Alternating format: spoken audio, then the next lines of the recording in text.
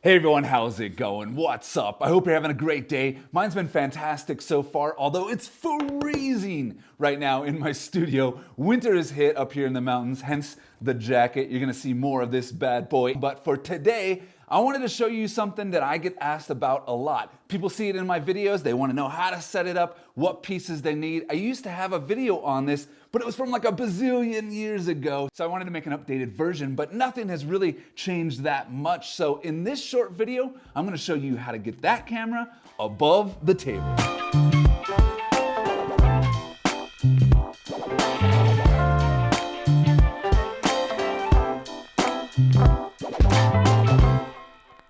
All right, so who doesn't love that beautiful camera angle? I mean, perfectly hovering above the table, making all those recipes and props look graphic and delicious. It's a unique angle, it's eye-catching, it's a different perspective, it makes composition easy, and a whole bunch of other reasons why the 90-degree or flat lay overhead shot is perfect for food photography. Manfrotto and other companies make tripods that have movable center posts like this 055.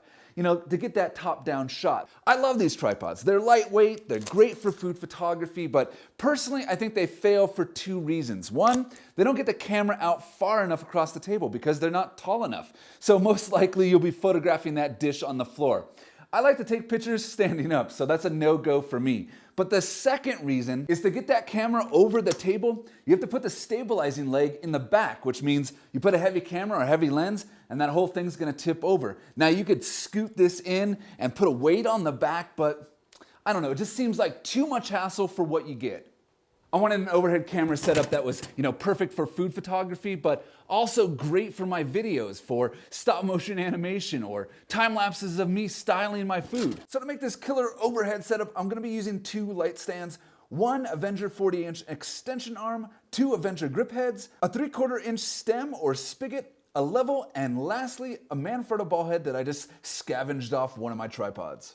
Fit the spigot into one of the grip heads, attach the tripod head, slide that onto the middle of the extension, tighten it, take the other grip head and place it on the end. Then attach the whole bar to the light stands. One on this side and one on this side. Weight down the legs, pop that camera on, raise it up, level it, and now you can start rocking that overhead shot like a pro for your photos, for your videos, or hey, a mix of both.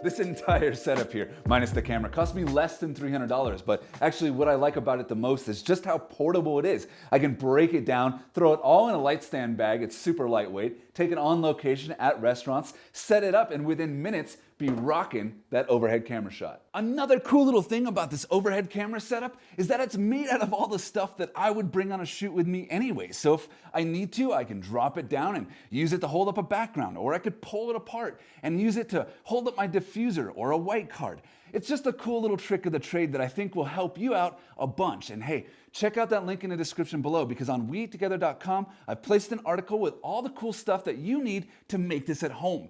And as always, please hit that subscribe button, turn on notifications, give it a thumbs up, a like, drop a comment down below, and I'll see you in the next one.